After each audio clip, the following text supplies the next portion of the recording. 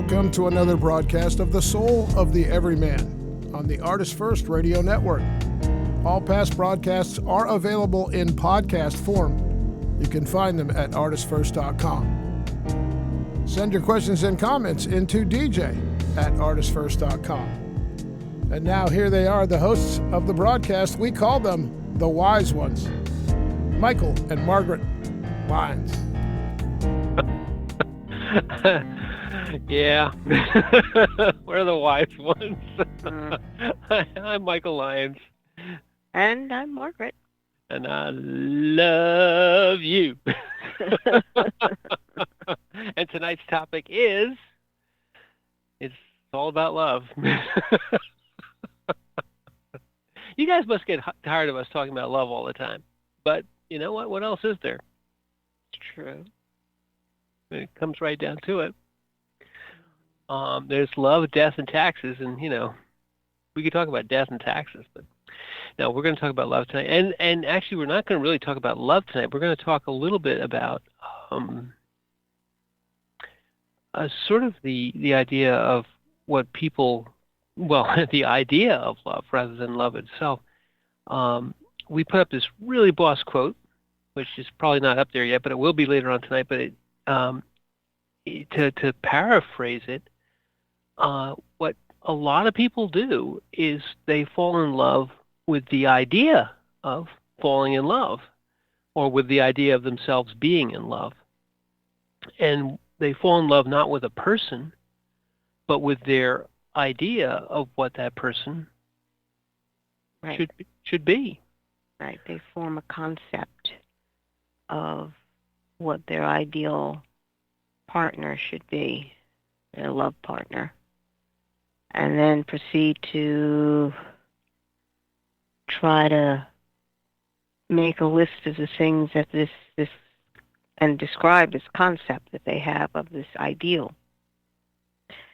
And then take that ideal and run around and compare it to everybody they meet to see whether or not they measure up.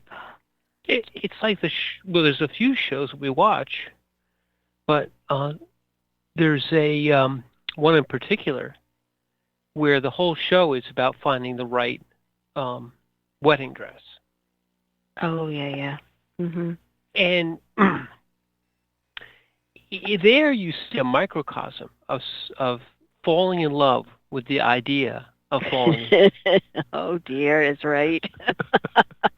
With the idea of falling in love. And I'm going to say this happens to everyone, we're all human beings, but fitting yourself into something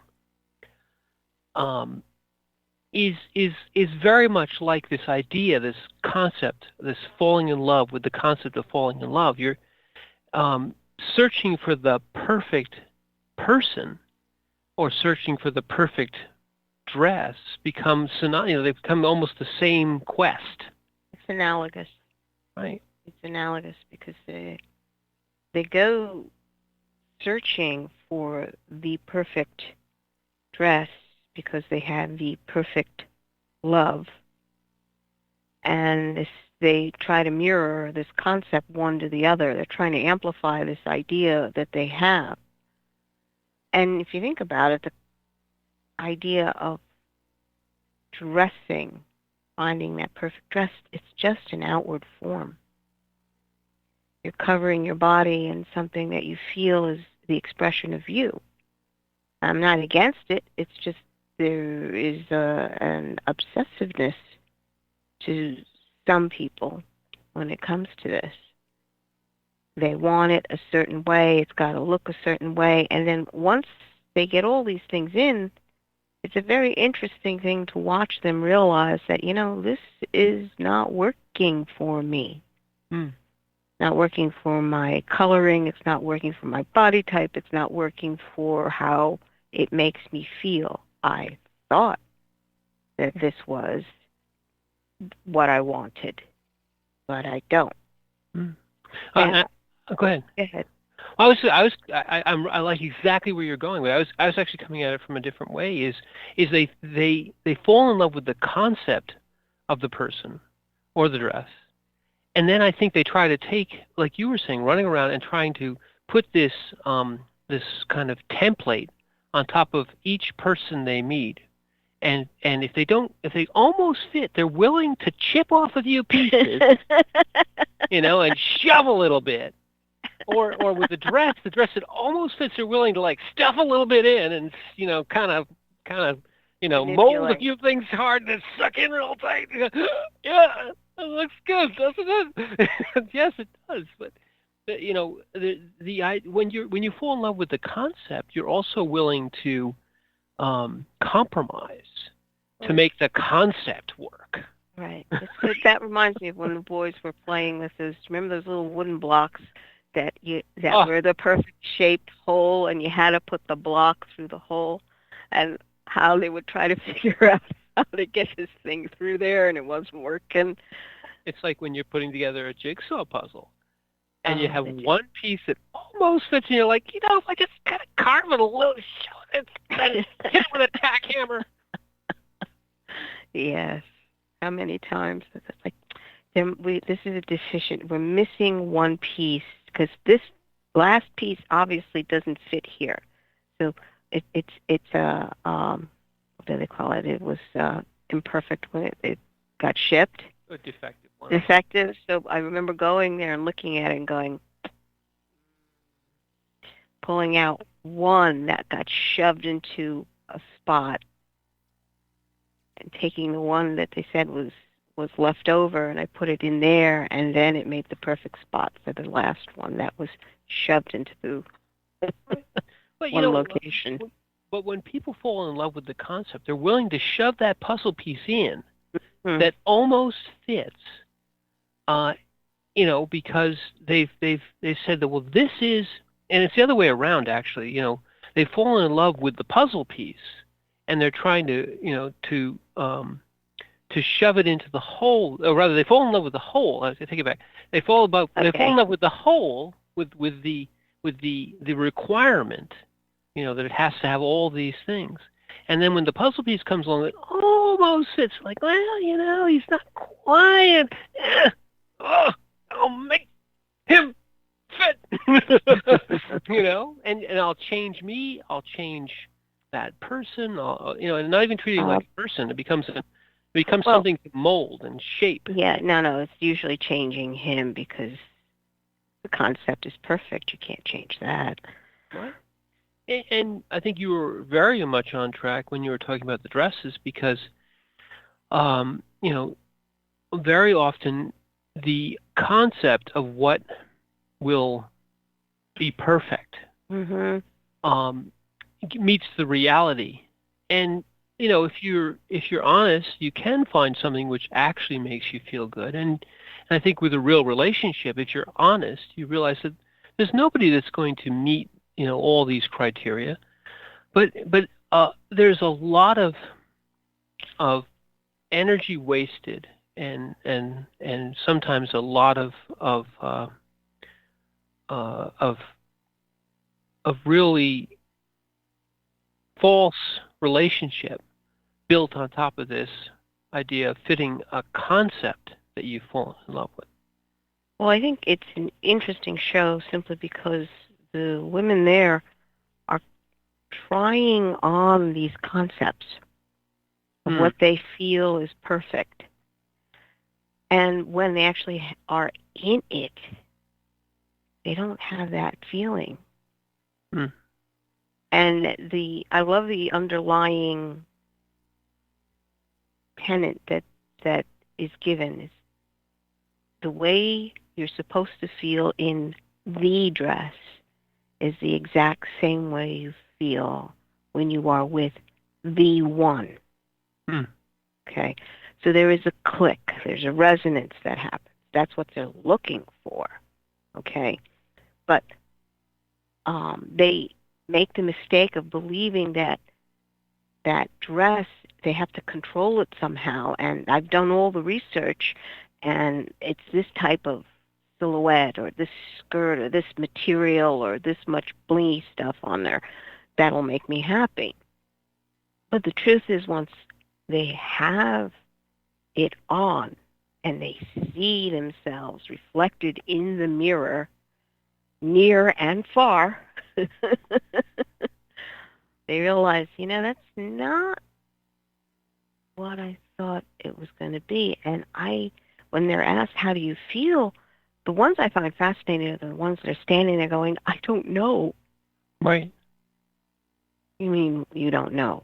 You're supposed to feel your presence in the reflection.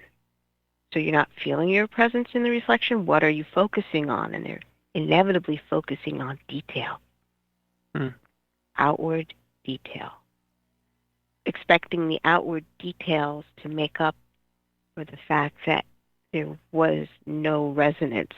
It's like maybe I can, what you were saying, maybe I can fit this in a little bit and take this off and put this in, then it'll be perfect. It's like, no.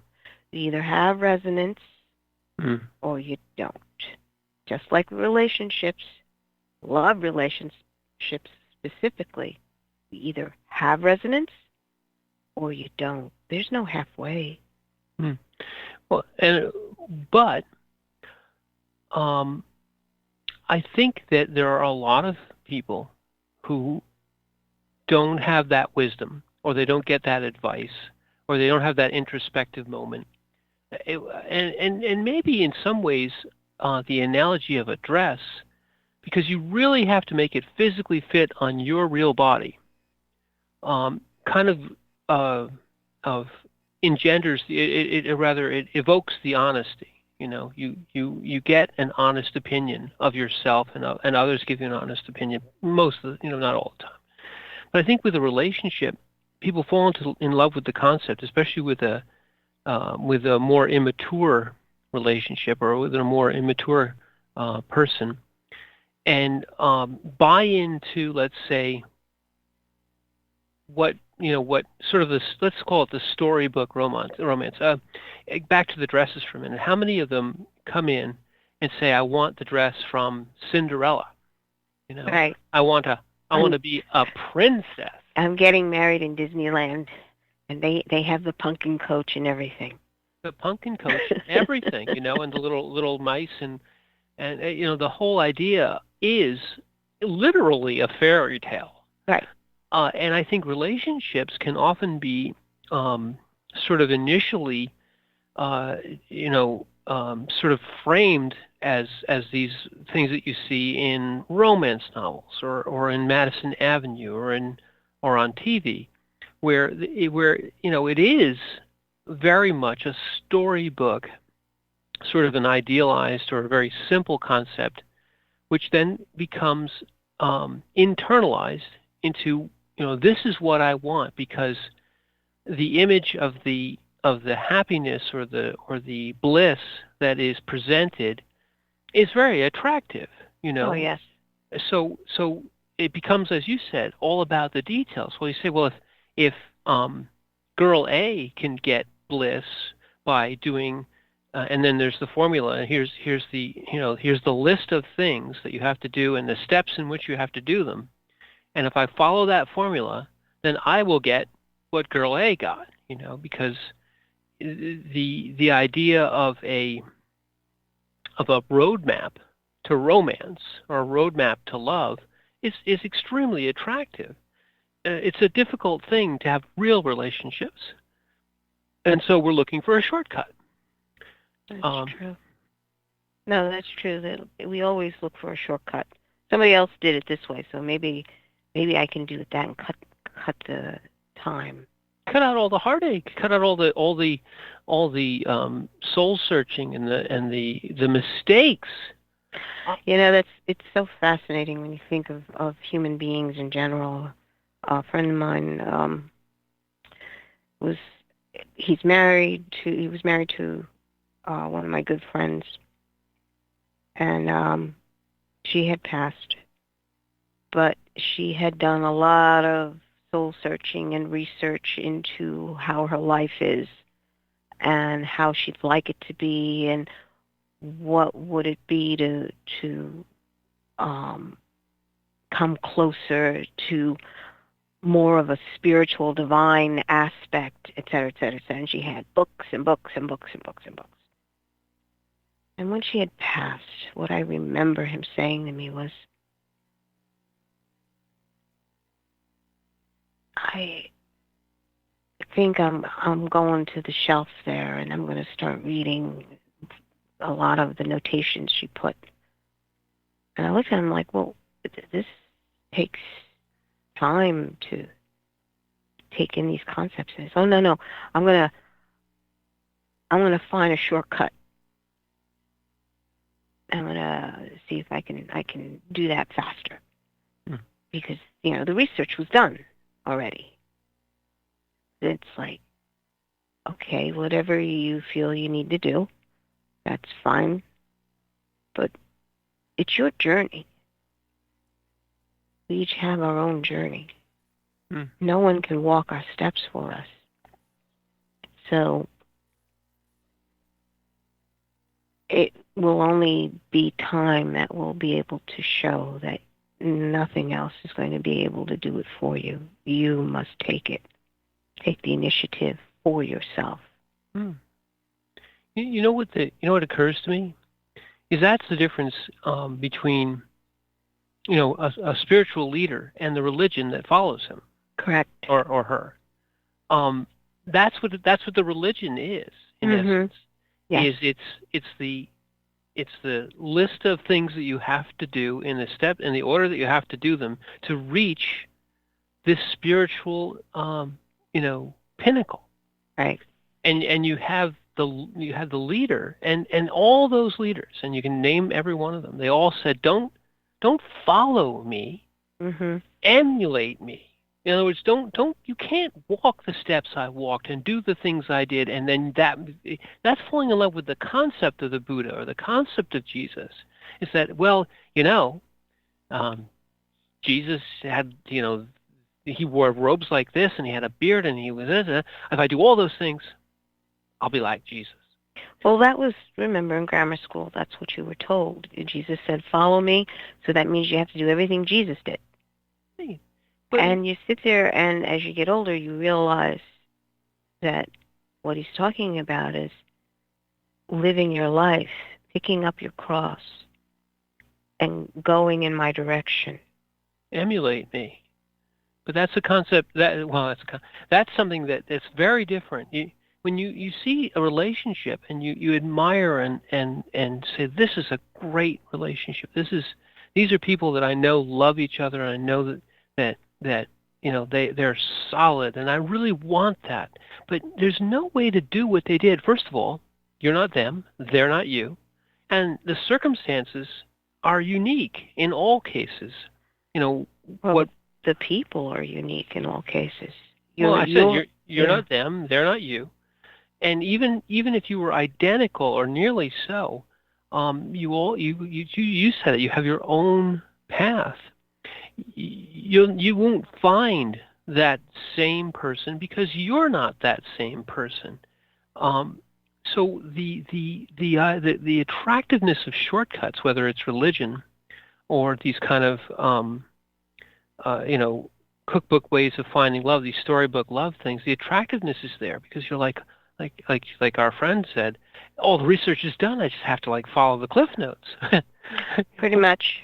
That's what's Cliff Notes except following? It's like falling in love with the concept. Well, I don't have to read a book. That's way too much trouble. But isn't that interesting? That is exactly that human attitude and tendency pervades throughout all of us. Oh yeah. But it's admitting that it's there. Okay, that's the point. Everybody's, oh yeah, sure, it's there, and then they shove it aside. No. Understanding that is there, and it underlies a lot of the actions. It is the underlying factor that affects your decisions. I would even say that it perverts your decisions. Because you're not making a real decision. What you're trying to do is shove that puzzle piece into the hole it doesn't fit. Well, you're not being honest enough to say, I am frustrated right now. I want this done. Where is that hammer? Let me just wail on it. It's frustration that is rising up. Impatience. And let's face it, impatience is the thing that gets to most of us.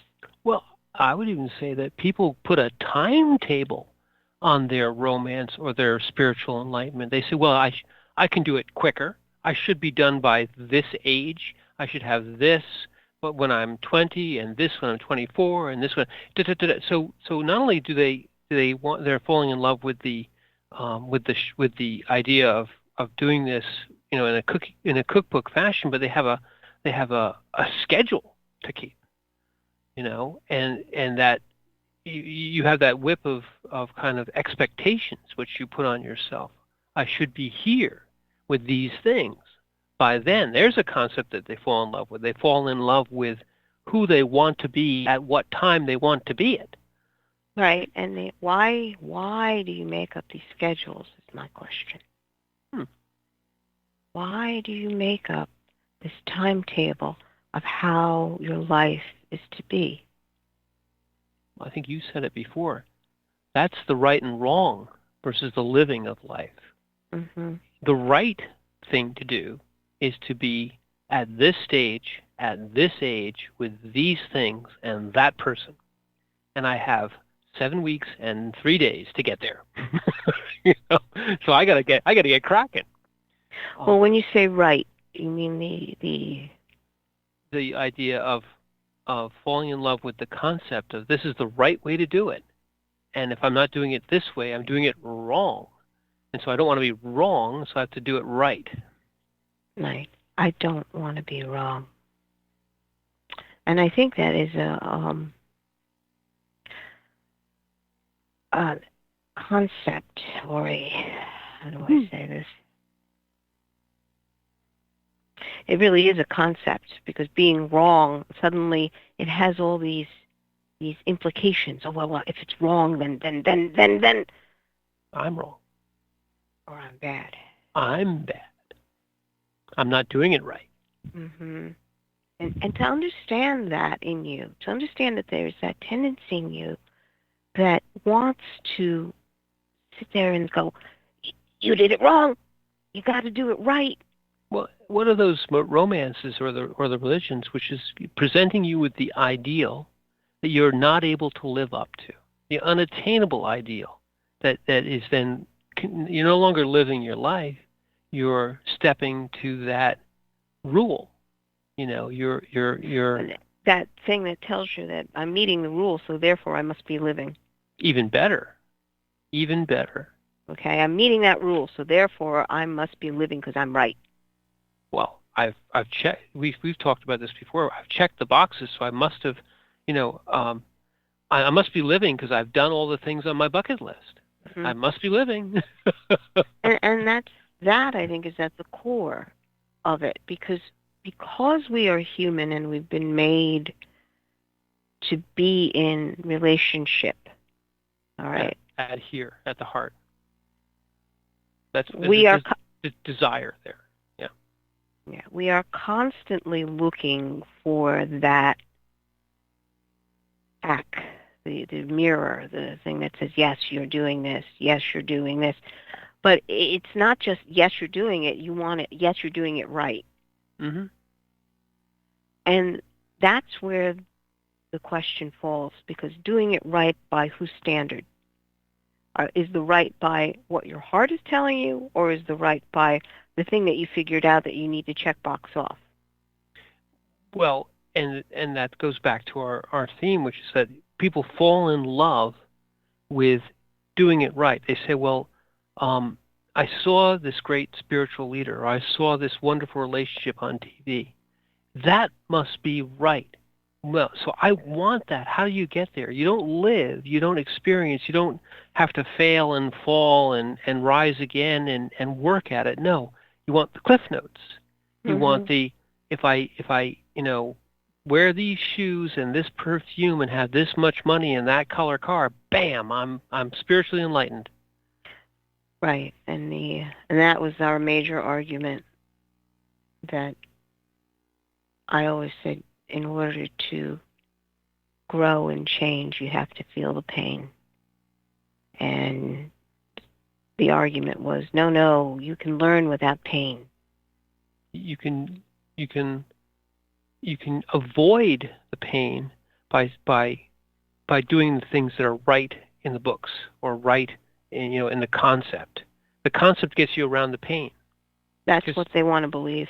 Yeah, well, because pain means. I mean, I think the problem is that pain. People think that pain means you're doing it wrong. When pain just means you're learning. Pain means that you've hit a boundary. Yes. And that boundary is being broken, which means you're growing, which means it's gonna hurt. hey, what are they but growing pains? Mm-hmm. You know, the thing that people don't understand, or rather that they would like not to understand, is that there, and this goes back to another discussion we had, there are no guarantees, and there is no way of saying that this will get me that. It works a lot of the time, and so we like to make it a law that if you do A, B, C, and X, Y, Z, and you put your coin in the slot, you get a cookie every time. And in fact, we don't like the fact that you can do all the things, quote unquote, right, and still lose, and still have pain, and still not get what you wanted. That's a reality that rather than living it and embracing it, which is what we really all have to do, embrace the fact that we don't know what's going to happen next, and it's okay, and that's living. We want to say, no, it's scheduled. It's scheduled. I bought the right insurance. I have the socks. I've got the right perfume on. It has to work. It's living by magical formula, or by invocation. It's living by invocations, or by this is what I want from the guy. He has to have X, Y, Z. Then it's going to be Prince Charming happiness. Or this is what I have to do. Buddha did this, and then he did that, and then he twirled on one toe, and he stuck his finger in his ear, and bam, enlightenment. If I do those things, I don't have to worry about failing because I'm doing them right. I do everything right. And then when you fail, you know what you get to do? You get to not learn. You get to say, "Oh, I must not have done it right. I'll just do it again." Right. I didn't do it right. Right. Instead of failing, it's someone else's fault. You didn't tell me how to do it right. Isn't that's a winner right there? Right? It's like I'm going to blame religion because I didn't reach that divine awareness that I've been going for. Or I'm going to blame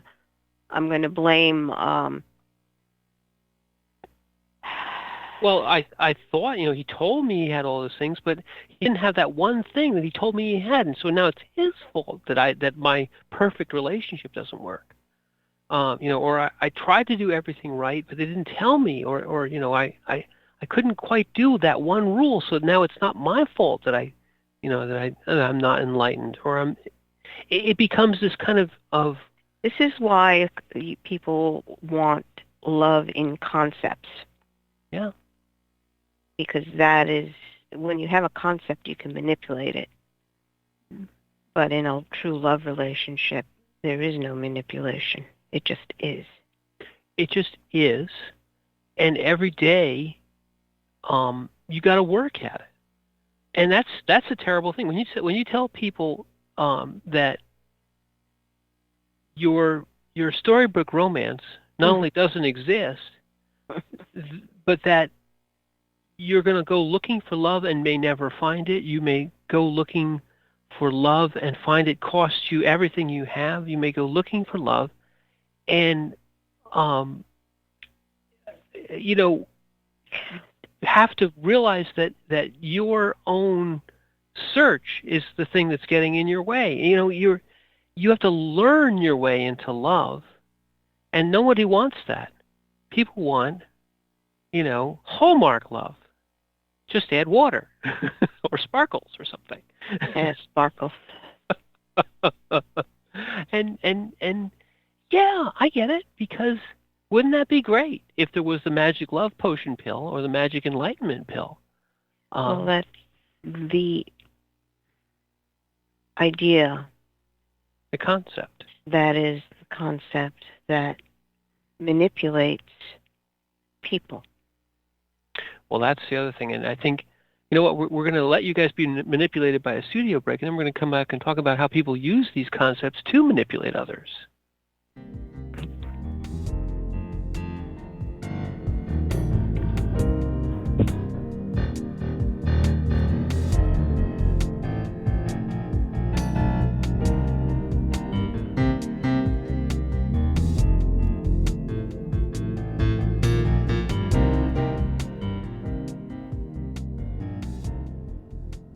The Fat Man Gets Out of Bed is the latest book from Michael Lyons, the award-winning author of There is a Reaper.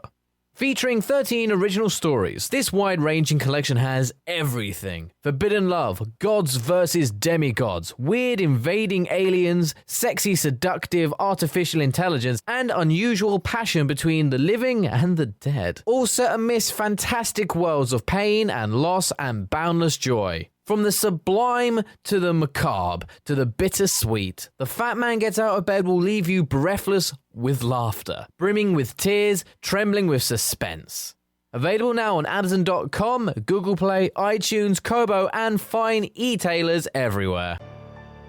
The Timeless Esoterica radio program with Dr. Bruce is broadcast on the fourth Monday of every month at 8 p.m. Pacific, 11 p.m. Eastern, on ArtistFirst.com. We explore topics including the paranormal, alien life, mysteries, conspiracies, hidden history, oddities, and much more. Each show will feature a special guest with exciting and thought-provoking discussion. Always keep an open mind, an open heart, live forever, and remember Dr. Bruce believes in you.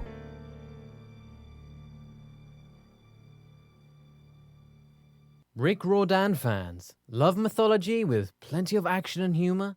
Destroyer's Blood is for you.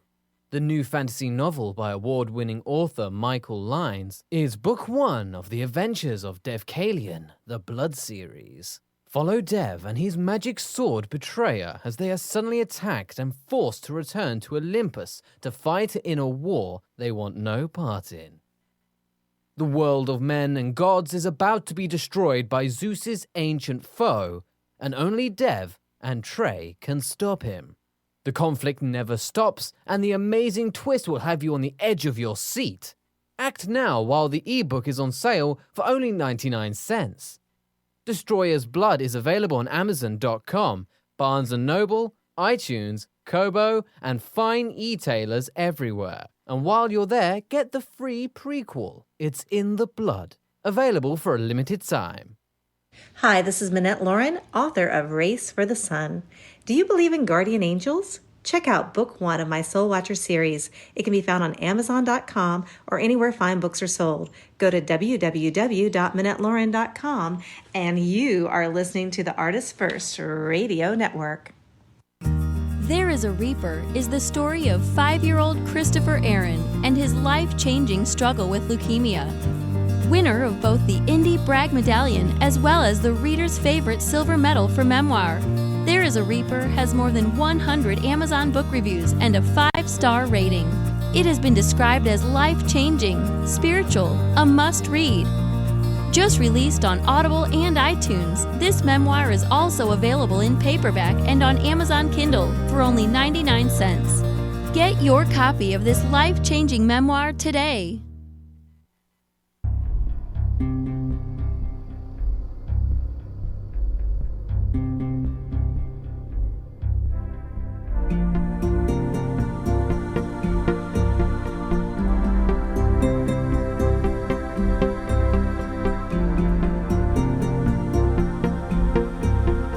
Thanks for tuning in to The Soul of the Everyman on the ArtistFirst Radio Network.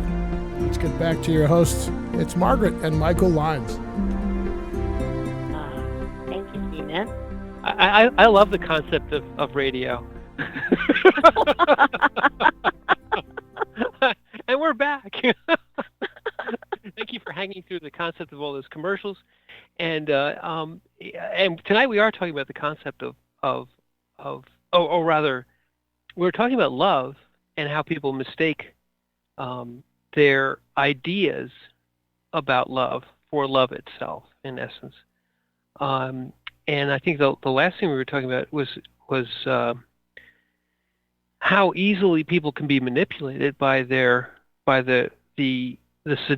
seductiveness of a concept. Something that you've been told will get you love, for argument's sake. Right. And that yearning inside, we all have that yearning for love. So it becomes if you let it, it can become a handle for other people to use on you. And I think certainly our modern day society, advertising, we were talking in the first half hour about, for argument's sake, the wedding dress industry. Well, talk about using a concept to sell a product. That is, there is nothing like the bridal industry and Hallmark, but mostly the bridal industry, for having packaged the concept, the idealization of what love should look like. Mm-hmm. And to understand that we participate in that, somewhat willingly. Yeah. Somewhat we willingly. Participate because we want these things to be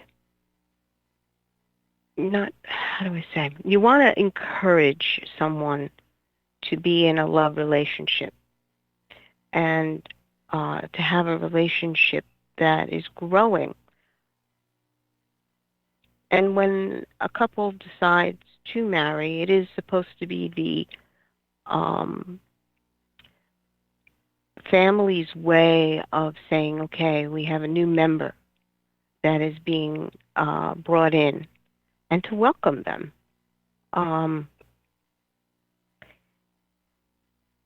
Part of our tradition. So the love it's a way of the couple being able to say, hey, we can show our joy at this relationship. And our commitment and all those things that go with it.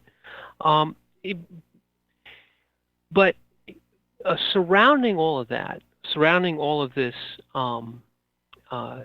need to have relationship, has been hung a whole bunch of concepts. And it is very easy, especially if you are a young person kind of, having this desire to have a relationship with another, to instead fall in love with the concept of relationship because it's been presented to you in so many different forms over your whole life almost, and get sidetracked.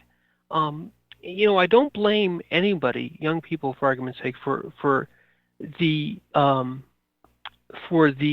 of falling in love with the glamoury of what a relationship is supposed to be, or the glamoury of what enlightenment is supposed to be, or what I should look like, because those things are just constantly put in front of them. And I think the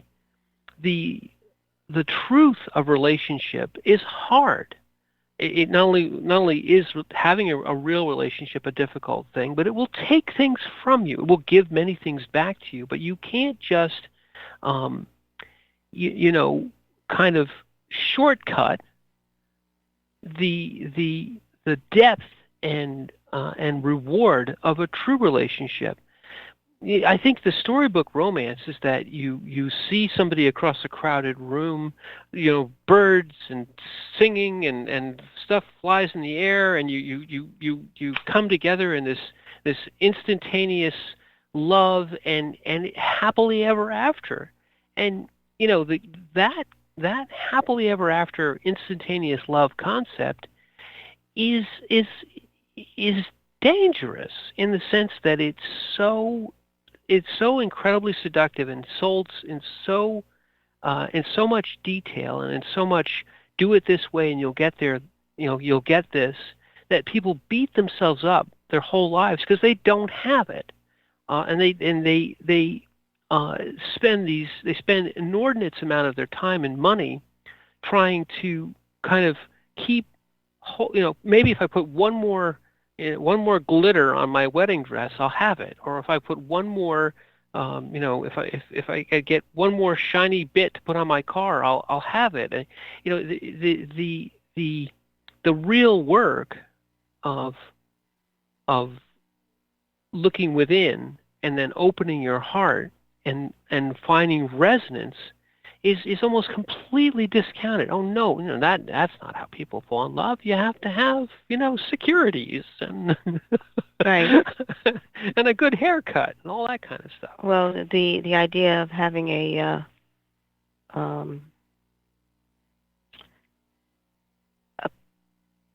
agreement before you get married. A prenup. Yeah. Yes, a prenup is a good thing, because that's actually, there's a concept that your relationship isn't about you and the other. Your relationship is about things. Mm-hmm. And when let's say you're marrying your Prince Charming and you're a charmaid, and penniless, that Prince Charming should probably have a pretty good prenup, huh? Because palimony and stuff, you'll lose all your crowns or something. That whole concept of in essence, instead of looking for a relationship, is looking for a meal ticket. It has become part of the concept people fall in love with. They say, I want to marry a rich man or a rich person because I don't want to ever have to work, or I want to have all the good things in life. And yet the truth of a relationship has nothing to do with those things. Right.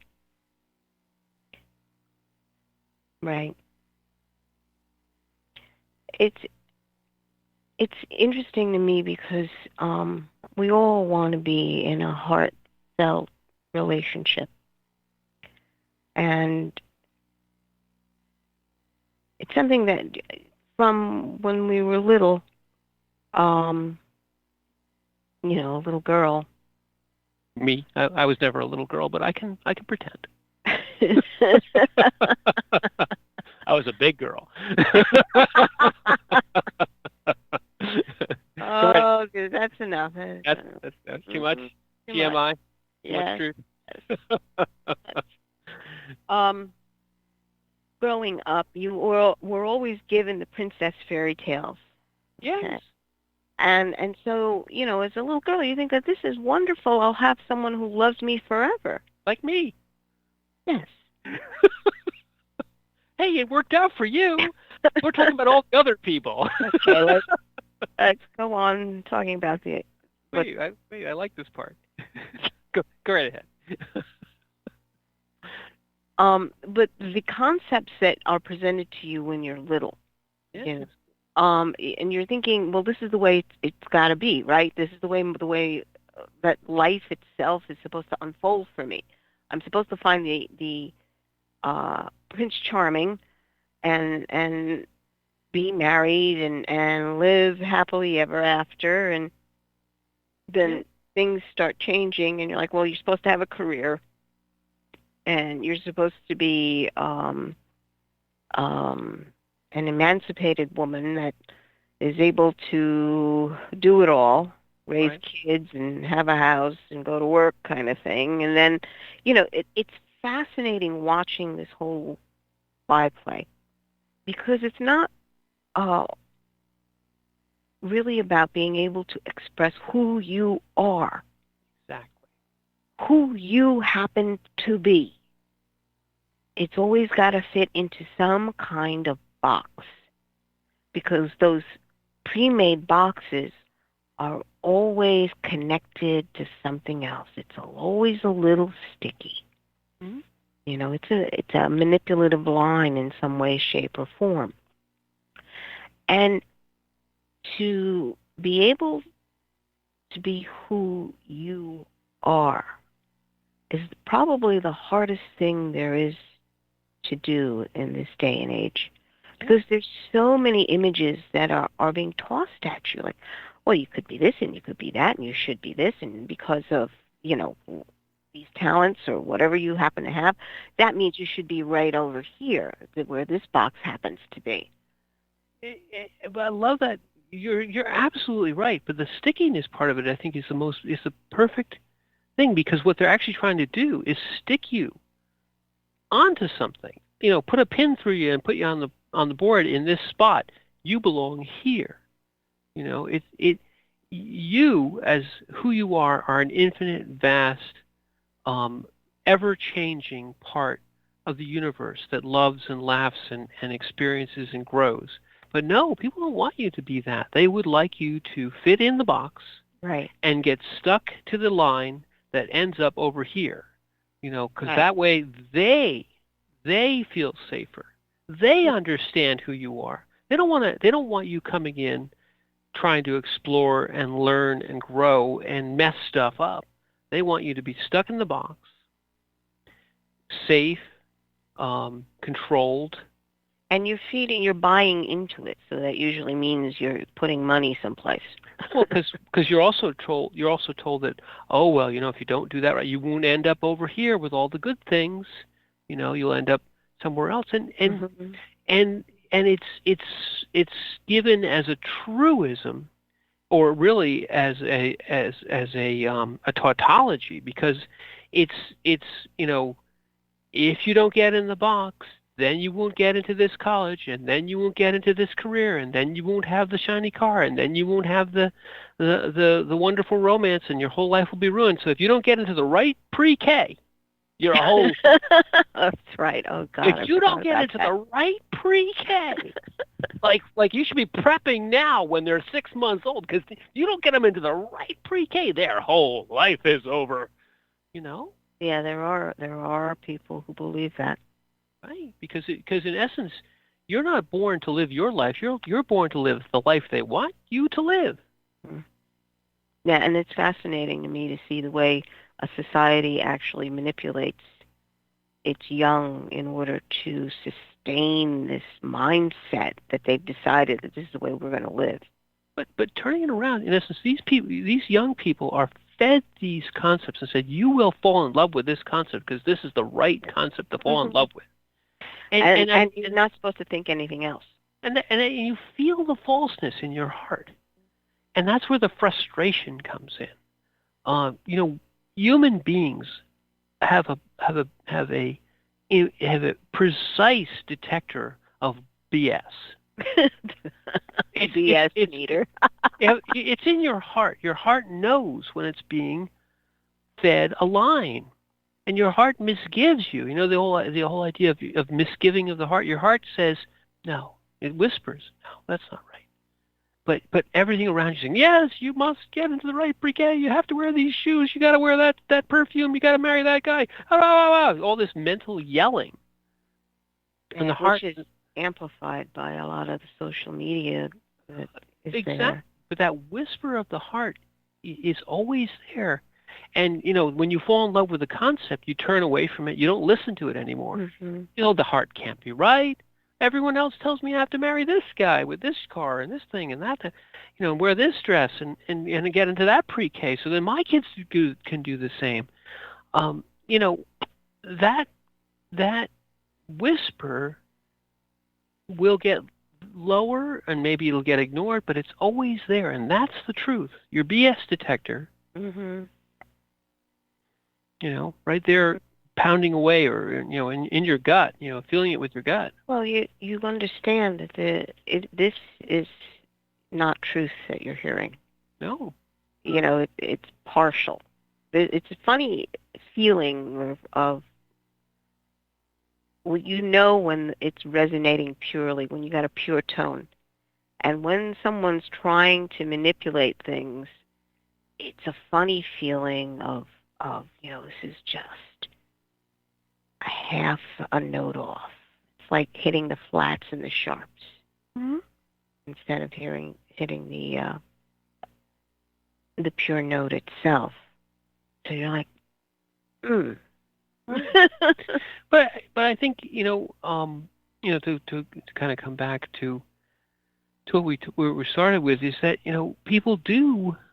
It is very seductive, and it's very manipulative, and it's also very ubiquitous in the modern day to feed people the concept, and then you buy in despite the whispering of your heart, and you can spend a lot of time in love with the idea of being in love, or in love with the idea of enlightenment, or just in love with doing it right.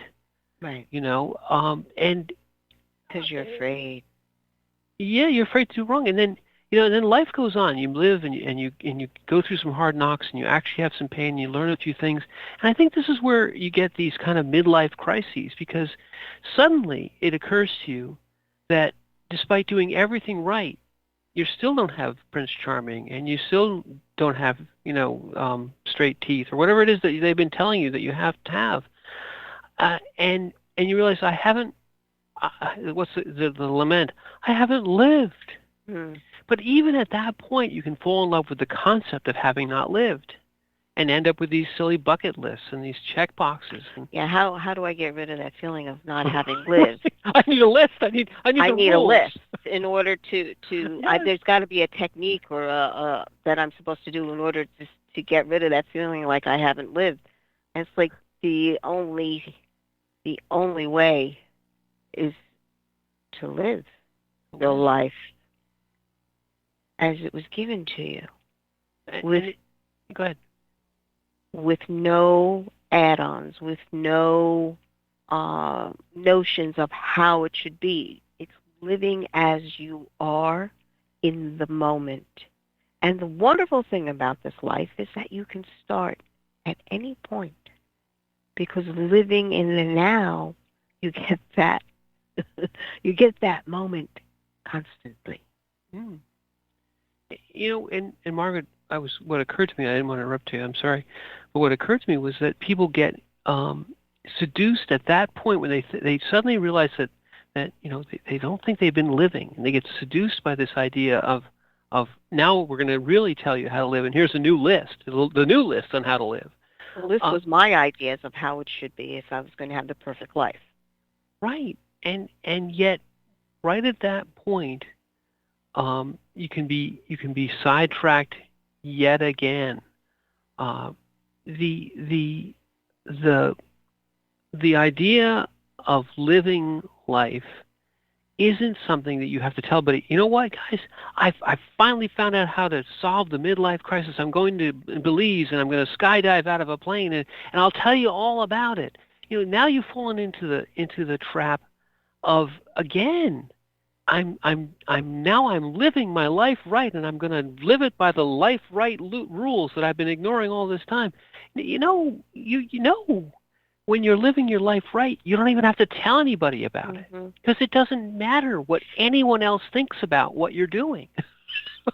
And therein is the truth, the foundational truth.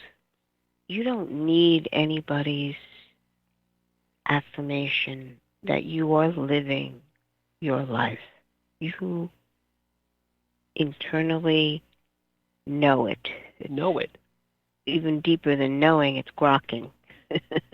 Grokking. Mm-hmm. Now, for you people that weren't born in the 60s, we aren't going to explain it. It's an all-encompassing, when you're living your life, it's all-encompassing, and you answer to no one. That's true freedom. You're answering only to where your heart happens to be. All your bliss. It matters not what anyone else says. The expression coming from the very center of your being resonates out, aligns every part of you your mental, your emotions, even your physical body, everything lines up on this one line of living. And you know that the horrible thing about it is I can see you do it, but nothing that you do might be anything that I do to get to the exact same spot. You have to stop looking around at other people, because that is the best way to confuse yourself. You have to listen to your internal, not the external noise that's going on. Once you get internal, there is that still small voice that speaks and knows exactly what it is and who it is that you are. And you are so much more than any concept that someone may put out there. So much more. So, I mean, where do all those, what's a nice thing to do is to say, where do the concepts reside? What are they in? Well, they're in you.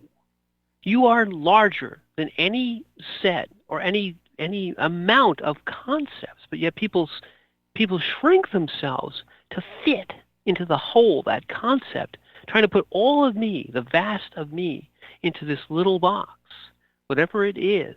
That concept is a limiting thing. It is a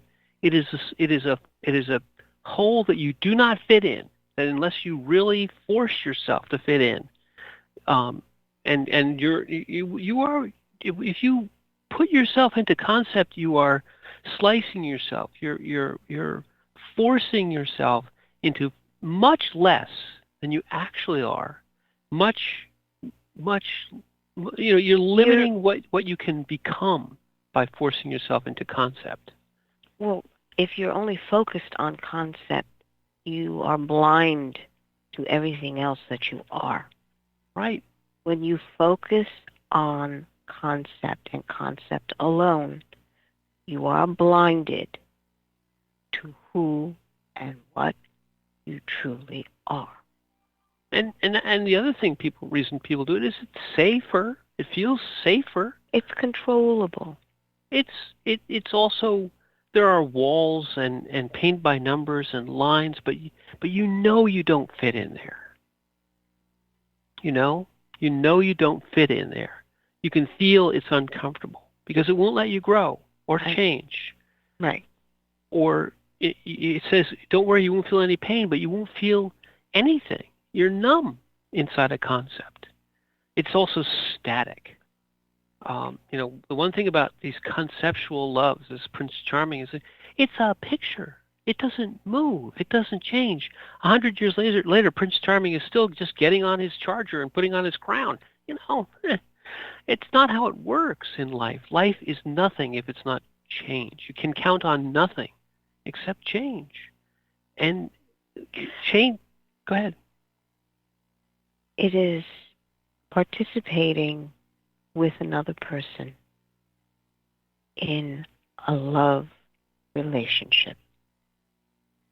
And that is why we're here. People say it's got to be the one. And you sit there and you go,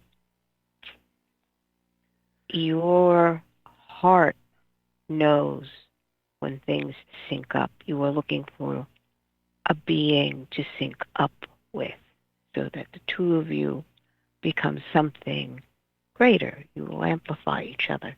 But you can't plan yourself into that. Nope.